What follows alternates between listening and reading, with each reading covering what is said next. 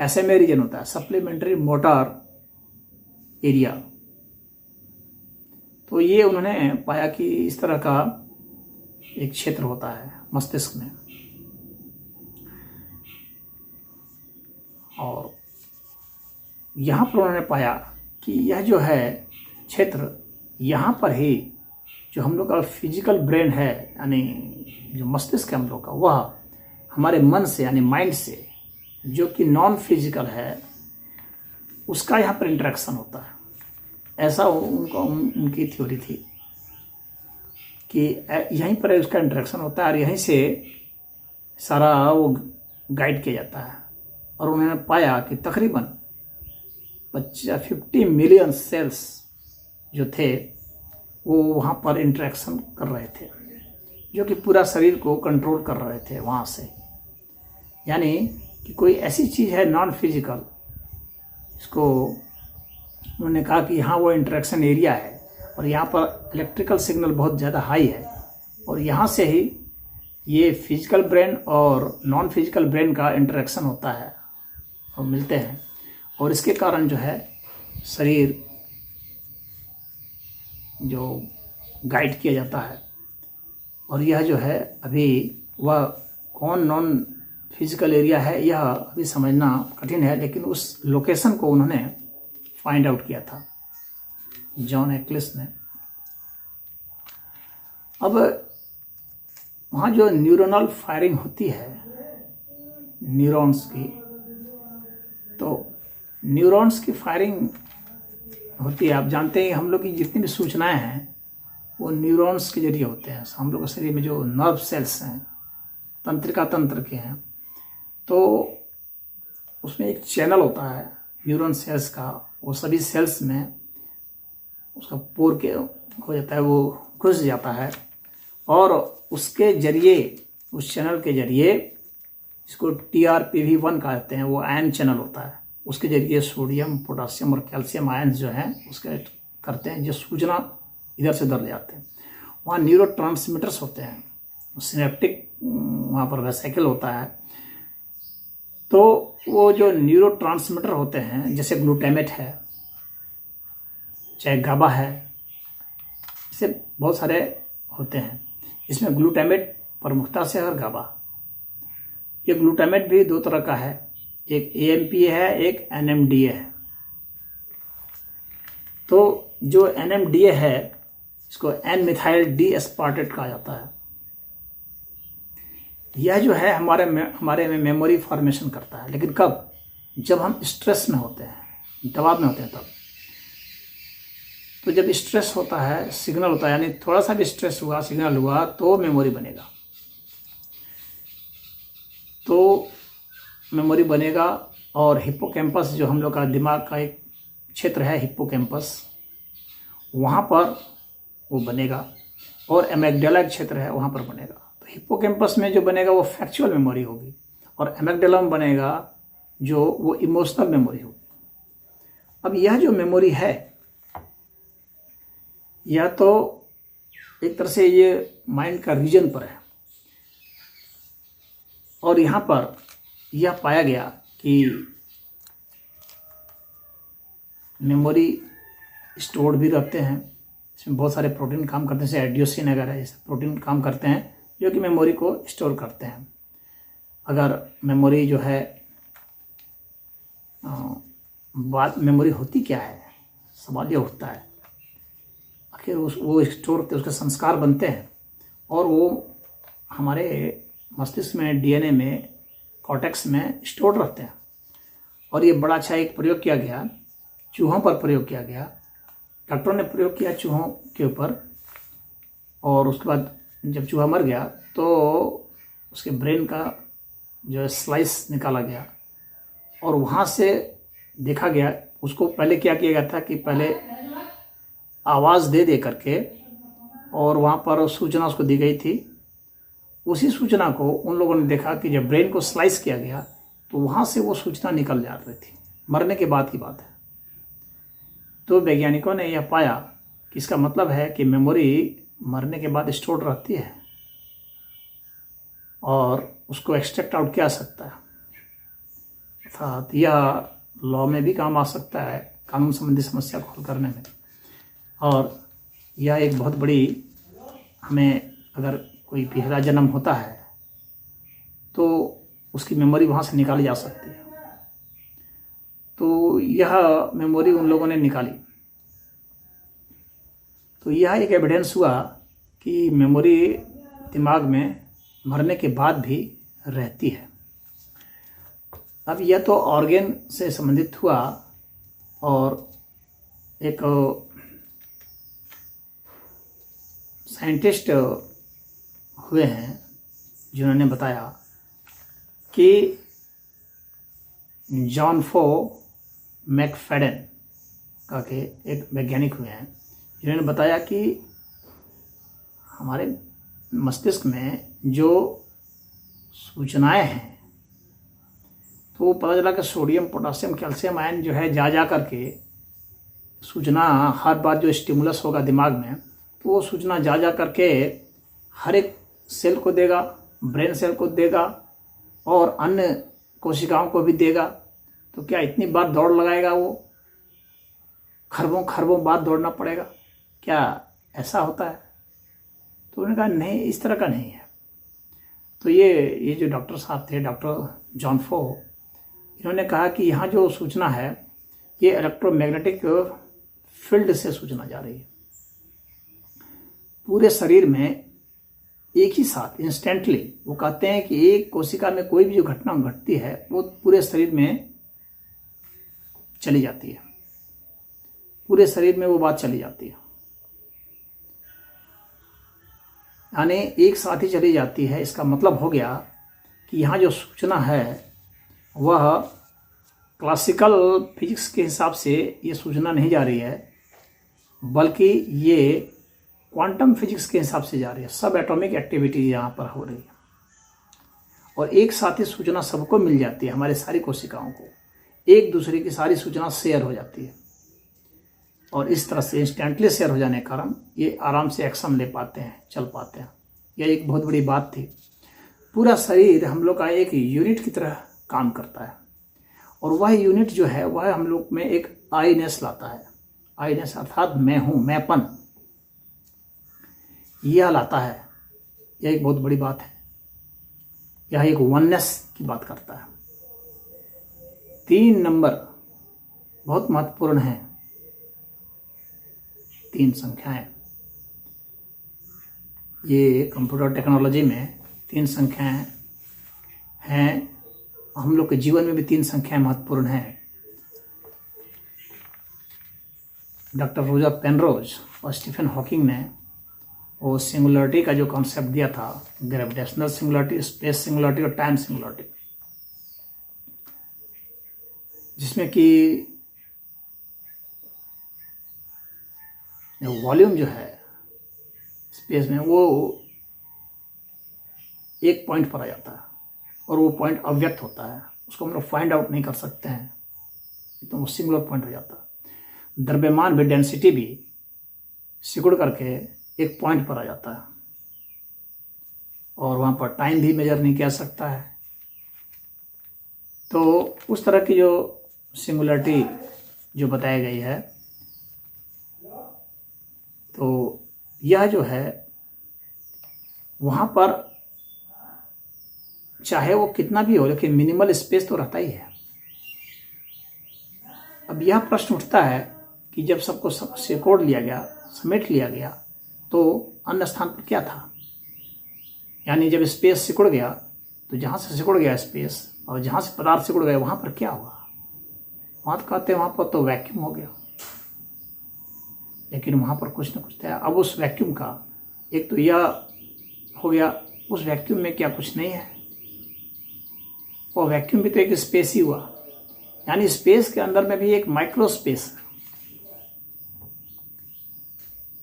यह एक बहुत बड़ी घटना थी कि भाई ये क्वांटम लेवल पर काम चल रहा है। और यही रोजर पेनरोज थे, इन्होंने डॉक्टर हेमरुफ के साथ, ये सब नोबेल पुरस्कार विजेता है, रोजर पेनरोज, हेमरुफ वगैरह, इन लोगों ने ऑर्केस्ट्रेटेड रिडक्शन थ्योरी दिया है। इस थ्योरी में यह बताया इन लोगों ने कि मस्तिष्क में हम लोग एक ही कोशिका में, अब तक तो हम लोग अंग की बात किए, माइंड की, कोशिका की, फिर न्यूरॉन्स की बात किए जहाँ पर कि फायरिंग हो रही है, न्यूरोनल फायरिंग हो रही है। तो वहाँ पर एक बात यह आती है कि उन लोगों ने यह खोजा कि आखिर सेल में वो कहाँ हो रहा है ये सब।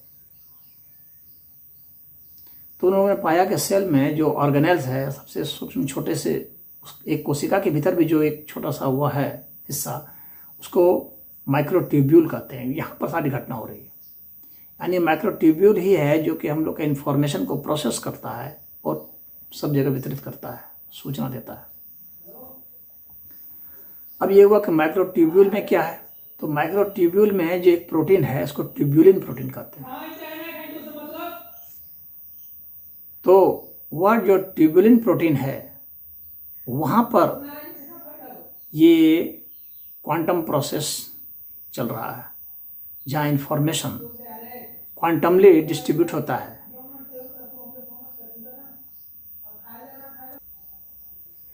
तो वह जो क्वांटम प्रोसेस है जिसके कारण सब जगह चला जाता है सूचना, और सूचना शेयर हो जाती है। तो उनका कहना था कि यह सूचना सिर्फ शरीर में शेयर नहीं हो रही है, बल्कि यह बाहर भी शेयर होगी, क्योंकि यहाँ जो इन्वॉल्व हैं सब पार्टिकल्स, तो ये इलेक्ट्रोमैग्नेटिक जो पार्टिकल्स इन्वॉल्व हैं ये तो बाहरी किसी भी एटम के साथ जो है शेयर कर रहे हैं। तो इनका कहना था कि सूचना जो है ये और जगह जा रही है, यही कॉन्शियसनेस है। इसने ही कॉन्शियसनेस का दरवाज़ा खोला, चेतना का दरवाज़ा खोला। अब कॉन्शियसनेस से हम किसी अन्य चीज़ को जाते हैं। थोड़ा सा हम यहाँ पर एक डिफरेंस बताते हैं आपको। कॉन्शियसनेस जो है उसको कुछ लोग चेतना के इक्विवेलेंट बता रहे हैं, जो संस्कृत में चेतना है, लेकिन थोड़ा सा अंतर है। कॉन्शियसनेस जो है सूक्ष्म तो है, लेकिन इसके जरिए हम दूसरे को जानते हैं, दूसरी चीज को। लेकिन चेतना वह है जिससे हम चेतना को ही जानते हैं। नॉलेज ऑफ नॉलेज इटसेल्फ, यह जो है दिस इज चेतना। जब हम ज्ञान को ज्ञान के जरिए ही जान जाते हैं तो ज्ञान प्रणाली ही हमें स्पष्ट हो जाती है।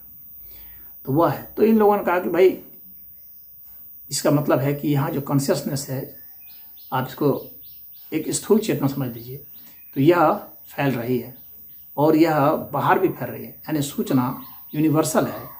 और यहाँ पर एक और बहुत बड़ी बात होती है कि यह जो सूचना फैल रही है, तो अगर यहाँ पर क्वांटम एंटेंगलमेंट जो प्रोसेस होता है, इसमें कि यह भी वैज्ञानिकों ने प्रयोग में पाया है कि अगर इलेक्ट्रॉन्स क्वांटमली एंटेंगल्ड हो जाएं, यानी वे दोनों एक साथ हो जाएं और उसके बाद उनको सेपरेट भी कर दिया जाए, किसी विशेष टेम्परेचर में होंगे, और उन्होंने पाया है कि एक एब्सोल्यूट टेम्परेचर में जो एक साथ हो जाते हैं, तो अगर उनको फिर हम दूर भी कर देते हैं तो वैसी स्थिति में सूचना, एक के पास जो सूचना जाएगी वो दूसरे में एक्सप्रेस हो जाएगी तत्काल ही।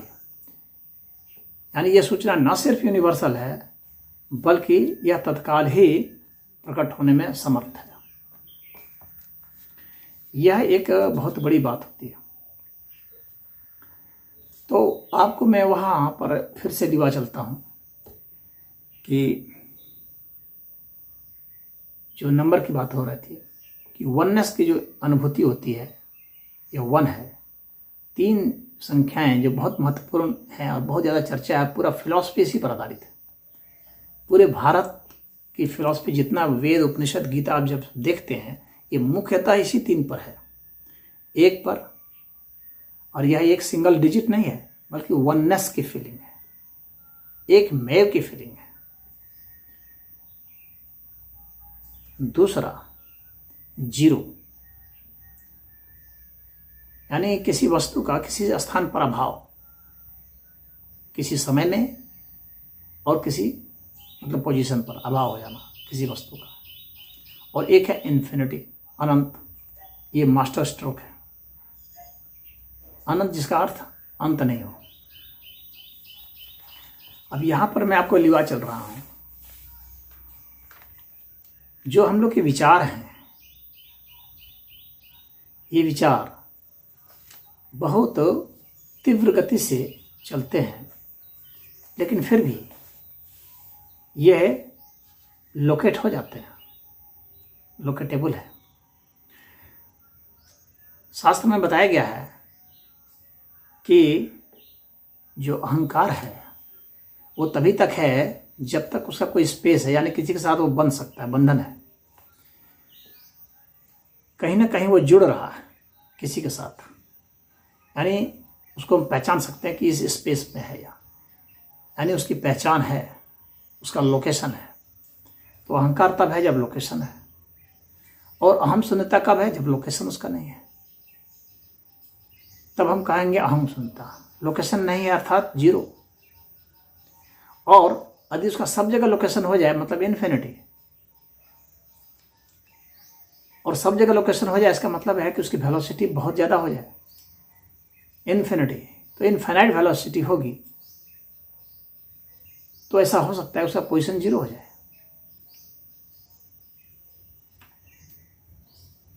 और वननेस की फीलिंग है, एक मय की, तो पूरे अस्तित्व के साथ एक मय की फीलिंग जो है, यही सुपर कॉन्शियसनेस कहा जाता है, परम चैतन्य अवस्था। अब हम हाइजेनबर्ग के प्रिंसिपल पर आते हैं। यह बहुत जरूरी है क्योंकि वही इसको एक्सप्लेन करता है। तो हाइजेनबर्ग हैं, ये भी नोबेल पुरस्कार विजेता हैं, हाइजेनबर्ग, और आपने इनका नाम सुना होगा, जो भी साइंस के जानकार हैं वे इनका नाम सुने हैं। तो ये हाइजेनबर्ग ने जो प्रिंसिपल दिया था उसको थ्योरी ऑफ अनसर्टेनिटी प्रिंसिपल भी कहते हैं। ये थ्योरी ऑफ अनसर्टेनिटी है जो हाइजेनबर्ग ने दिया था।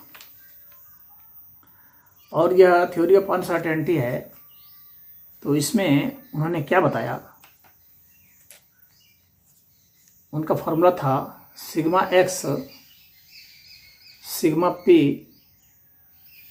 Is more than and equal to half of the Planck's constant, Planck constant का आधा। और यहाँ जो एक्स है वो पोजीशन है किसी पार्टिकल का, और पी जो है मोमेंटम है। इसका निष्कर्ष उन्होंने ऐसा निकाल के बताया कि अगर जो इलेक्ट्रॉन है, अगर उसकी पोजीशन जीरो हो जाए तो उसकी वेलोसिटी इनफाइनाइट हो जाएगी। अगर उसकी वेलोसिटी जीरो हो जाए तो वो इनफाइनाइट पोजीशन पर उपलब्ध रहेगा। इस प्रिंसिपल के आधार पर, इस अनसर्टेनिटी प्रिंसिपल के आधार पर हम चेतना को एक्सप्लेन कर पाते हैं, हम विचार को एक्सप्लेन कर सकते हैं। विचार को इस अर्थ में, जो इसके जो इफेक्ट है, उस अर्थ में जो प्रयोग हुए हैं वह भी काफ़ी अचंभे वाले प्रयोग हैं, और उसको भी हमको समझना पड़ेगा। तो ये प्रयोग 1994 में ग्रीनबर्ग ने किया था, और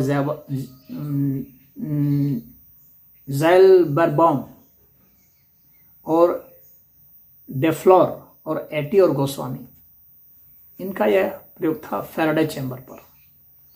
फैराडे चैम्बर को सील कर दिया गया था इलेक्ट्रोमैग्नेटिक फील्ड से, ताकि कोई इलेक्ट्रोमैग्नेटिक प्रभाव बाहर नहीं जा सके उस चैम्बर के। और जो रेकी चिकित्सा पद्धति में होता है उसका प्रयोग किया गया था। रेकी में क्या होता है कि एक एडवांस रेकी में, सामान्य रेकी में तो हाथ से उसको प्रभाव डालते हैं जिससे उसको हील करते हैं, लेकिन एडवांस रेकी में क्या होता है कि आप अपने मस्तिष्क से ही हील कर सकते हैं। आपको वेल विशिंग होना चाहिए, आपका उससे जुड़ाव होना चाहिए, अच्छा संबंध होना चाहिए, प्रेम संबंध होना चाहिए, तो आप उसको हील कर सकते हैं अच्छी भावना से। तो ऐसे